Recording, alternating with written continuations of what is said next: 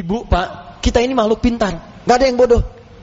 Jangan percaya kalau ada yang mengatakan anak bapak, anak ibu bodoh. Jangan percaya.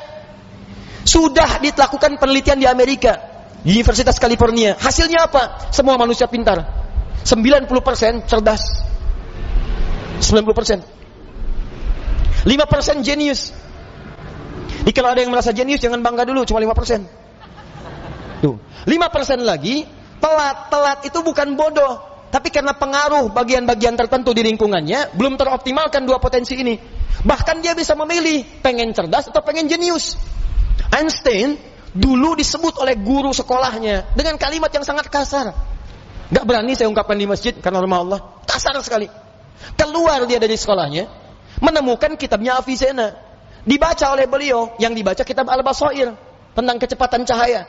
Bagaimana malaikat turun dari langit ke bumi bolak-balik dengan kecepatan cahaya. Diciptakan dari cahaya, turun sekian, dihitung oleh Ibnu Sina. Ditemukan oleh Einstein, dipelajari. Beliau memilih pindah dari yang disebut telat, pindah kepada ini, yang jenius. Di barangkali anak bapak, anak ibu yang disebut telat macam-macam, mungkin Allah menitipkan sesuatu yang lebih hebat dibanding yang lainnya. Jangan percaya, gak ada murid yang bodoh, yang ada guru yang kurang kreatif mengajar. Ingat, pintar itu adalah anugerah, bodoh itu pilihan. Maka itu kewajiban kita harus memaksimalkan pengetahuan ini. Kita ini makhluk cerdas, Pak. Di kewajiban kita itu menjaga kecerdasan sampai pulang. Ayo kepintaran kita tampilkan. Antum mau jadi apa aja yang baik-baik bisa. Ahli matematika bisa. Jangan percaya antum disebut telat, bisa. Fisika bisa, keluarkan, pelajari, pahami. Kimia bisa. Ya, yang lainnya bisa. Dan yang paling hebat adalah kalau ingin dipercepat itu semua, ini yang rumusnya saya berikan pada hari ini.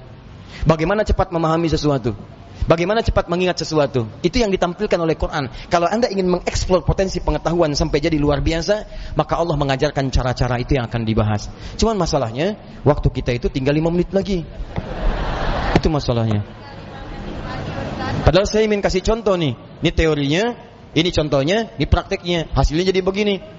Ibnu Sina, Al-Kindi, Al-Farabi, Al-Ghazali, Al-Battani, ya, Ibnu Battuta dan sebagainya, saya turunkan. 5 menit cukup insyaallah? Cukup, baik. Baik, ini saya nggak bahas dulu ya, karena waktunya terbatas ya. Nanti saya bahas di malam Jumat insyaallah Al-Quran Sunnah Solution. Saya simpan di sini. Baik. Silakan Mas. Jazakallah khair. Semoga Allah muliakan antum.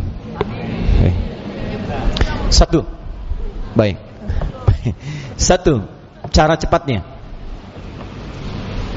Cara cepat ini Bapak Ibu bisa praktekkan kepada anak-anaknya nanti ya.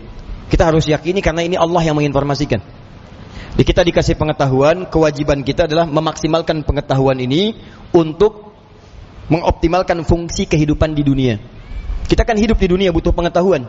Ya, bagaimana mengoptimalkannya? Ini saya percepat. Satu, yang standar dulu, standar. Quran surah Al-Alaq ayat yang pertama. Iqra Bismi rabbikal ladzi khalaq. Secara sederhana, baca diartikan belajar. Orang Arab sekarang kalau menyebut Iqra, aina taqra, maksudnya aina tadrus, di mana belajar. Maka yang pertama, maaf kalau Anda muslim, Anda beriman, ya, beriman kepada Allah, yakin dengan kesempurnaan diri kita, kewajiban pertama untuk memaksimalkan pengetahuan, tidak boleh ada orang Islam yang tidak belajar, mesti belajar.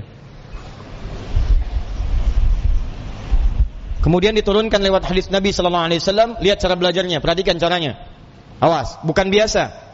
Talabul ilmi fardhatun ala kulli muslim. Belajar, menuntut pengetahuan, ilmu. Nabi mengatakan talabul ilmi. Nah, ini yang mau saya garis bawahi. Ini kadang-kadang suka jarang diterangkan syarahnya secara mendetil.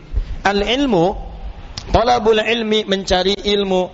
Apa artinya ilmu? Dalam istilah bahasa Arab, cuma ada dua pendekatan makna pada ilmu. Satu al-fahmu, kedua al-idrak. Al-ilmu huwa al-fahmu wal-idrak. Ini yang standar nih. Ilmu itu artinya paham, fahmu, paham. Yang kedua idrak, dijangkau dan dikuasai. Jadi kalau bapak, ibu, atau anaknya misalnya disekolahkan dimanapun, jangan cukupkan hanya hadir di sekolah saja. Jangan cukupkan ditempatkan dia duduk di dalam kelas, jangan. Itu bukan sifat muslim. Sifat muslim itu ketika belajar, cek kembali, paham nggak yang dipelajari? Dikuasai nggak pengetahuannya? Jangan biarkan Anda datang cuma ke kampus, ke sekolah untuk duduk. Apalagi duduk paling belakang, nggak mau nanya. Terus pulang. Lihat, pelajari, pahami. Kenapa rumusnya begini? Kenapa fisika begini? Kenapa hukum gaya F1 sama dengan F2? Kenapa gaya ada tekanan F sama dengan berbanding lurus dengan P? Apa hukum Pascalnya? Kenapa bisa begini? Modifikasi lagi, keluarkan rumus cepatnya. Itu sifat muslim. Hadirkan dalam kehidupan. Ya, jadi apa yang Anda ingin pelajari, jangan cukupkan sampai dengan tahu, kita mesti paham. Apalagi yang dipelajari adalah ilmu-ilmu agama, maka berubah kalimatnya langsung dari fahmu jadi fiqhun, fikih. Fiqhun. Kalau Anda ingin berusaha sampai paham, maka diawali dengan tak di depannya. Tak tambah tak. Kalau semangat Anda berlipat, ingin benar-benar paham, berlipat semangatnya, tambahkan tasydid sebelum huruf akhirnya. Pakai taf, tasydidkan. Maka dari fikih jadi tafaqqaha, ya tafaqqahu, tafaqquh. Muncul Quran surah ke-9 At-Taubah, ayat ke-122, paling kiri sebelah bawah di mushaf. Tafaqquh. Falaula nafara min kulli firqatin minhum ta'ifatun liyatafaqahu fid din. Wa ma kana al-mu'minuna liyanfiru kaffah. Tidak semestinya semua orang beriman berjuang ke medan perang semua. Falaula nafara min kulli firqatin minhum ta'ifah. Mesti ada sekelompok orang yang berkonsentrasi di antara mereka, orang-orang beriman. Apa konsentrasinya? Liyatafaqahu fid din, untuk mendalami ad-din. Langsung menggunakan tafaqquh. Yang didalami apa? Ad-din. Apa itu ad-din? Islam. Tahu dari mana? Quran surah ketiga ayat ke-19. Inna ad-dina 'indallahil Islam. Apa itu Islam? Islam turunan-turunan dari amalan. Pokoknya ada 5. Di hadis Muslim, nomor hadis yang ke-8, riwayat Umar bin Khattab radhiyallahu taala anhu. Dari mulai syahadat, dari mulai salat, dari mulai zakat, dari mulai puasa sampai dengan haji. Kalau Anda ingin belajar salat, jangan cukupkan tahu cara takbir. Takbirnya begini ya, ucapkan Allahu Akbar sampai dengan salam. Pertanyaannya, Anda paham nggak yang dibaca? Jangan-jangan selama ini Anda sholat, Anda nggak ngerti yang dibaca. Ruku, Anda nggak ngerti yang dibaca. Sujud, ibu tidak paham yang dibacakan. Duduk di antara dua sujud berdoa, tapi nggak ngerti doanya. Bagaimana bisa khusyuk dalam sholat? Bagaimana doa Anda bisa dikabulkan kalau Anda nggak ngerti yang dilakukan? Anda kerja urusan dunia saja, Anda sampai sekolah supaya paham, Pak. Ikut training, stadium general, macam-macam supaya paham pekerjaan. Begitu Anda kerja, terima gaji 10 juta, meninggal. Ini urusan akhirat abadi kita. Dibawa sampai ke akhirat, kita yakini itu. Masa urusan akhirat kita biasa-biasa aja? Tuh lihat Abu Bakar, sahabat Nabi, kurang apa lagi? Sahabat Nabi, dari awal, mertua Nabi, hidupnya dengan Nabi, hijrahnya mendampingi Nabi, wafatnya dikubur di samping Nabi. Saking pahamnya dengan sholat, takbir, Allahu Akbar, gemetaran tangannya. Ditanya kenapa? Saya mengatakan Allahu Akbar. Saya komitmen Allah yang paling besar. Tapi saya takut ketika mengucapkan itu saya pernah merasa besar dalam kehidupan. Sombong dari orang lain. Merasa besar kepala dalam pasangan. Merasa yang paling hebat dalam kehidupan. Atau yang paling khusyuk dalam sholat. Saya takut. Gemetaran Pak. Saking pahamnya Allahu Akbar. Kita beda tipis tuh. Ke puncak subuh-subuh gemetaran juga.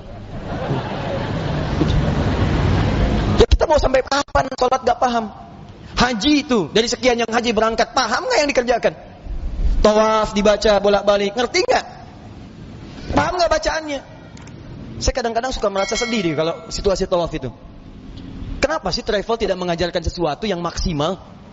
Ayo, Anda akan ditanya oleh Allah Subhanahu Wa Taala. Mereka tuh sudah jual kebunnya, ada jual tanahnya, ada jual pakaian-pakaian untuk datang ke sana.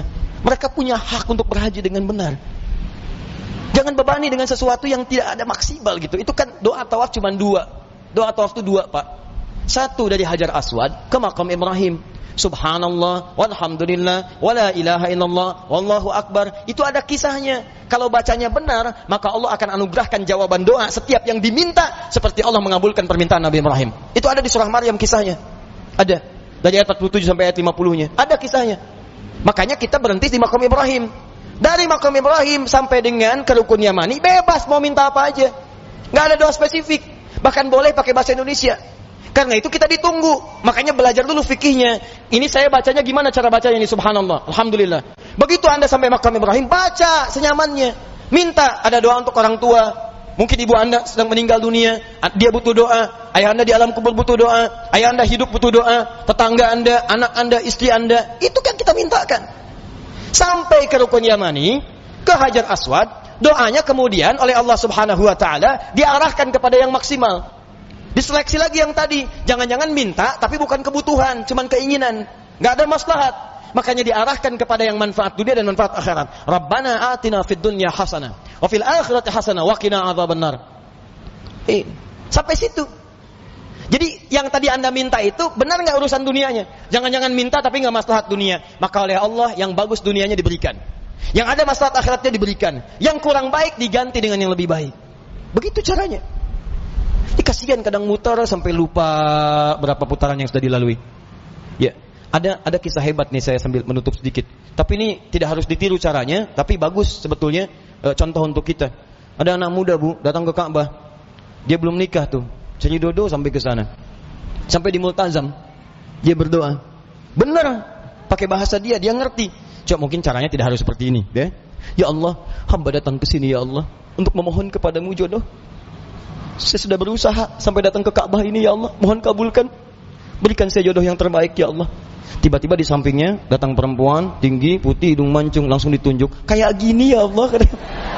Kayak gini. Si contoh. Tapi betul Bu, habis itu dia pulang, dia nikah. Walaupun bukan dengan yang tadi. Dia nikah. Karena permintaan dia sesuai dengan apa yang dia butuhkan. Ya kenapa kita nggak minta dengan bahasa kita? Ada yang lebih unik, datang dia ke situ, bawa catatan. Ya Allah, hamba datang kemari banyak hutang ya Allah. Engkau maha tahu dengan keadaan hamba. Banyak hutangnya, tidak Anda sebutkan. Engkau juga paham. Tapi kalau tidak percaya, ini catatannya. Tempelin. Ada. Ya. Yang mau saya katakan adalah teman-teman sekalian, ini al-ilmu wal fahmu wal idrak. Anak pulang dari sekolah, datang ke rumah, cek lagi. Nak, tadi belajar apa? Dulu ibu kami begitu, pulang, tadi belajar apa? Coba ajarkan lagi. Seperti apa? Kenapa ketemu begini? Kenapa begitu? Maghrib, semua TV berhenti. Ayo datang semua mengaji. Mau lari kemanapun akan dikejar, Bu. Saya pernah sembunyi di bawah lemari, dikejar. Cari, mana katanya? Cari, suruh menghadap. Kalau belum mengaji, nggak bisa tenang. Ini kita kehilangan nilai-nilai itu. Jadi kita tuh mesti pintar, Pak. Dulu orang begitu. Di ngajinya tuh jelas. Begitu dibahas pengetahuan, dikuasai dengan baik. Silahkan cek ulama-ulama dulu. Penguasaannya itu total. Nah, tapi ada satu hal lagi. Jika Anda kerjakan ini, maka Anda akan mendapatkan percepatan pengetahuan dari Allah Subhanahu wa taala melampaui batas-batas pengetahuan biasa. Apakah kemudian tips yang diberikan oleh Al-Qur'an sebagai petunjuk itu ini yang paling penting kita dapatkan? Tapi sayang, waktunya habis. Kita harus berjumpa dengan kesempatan yang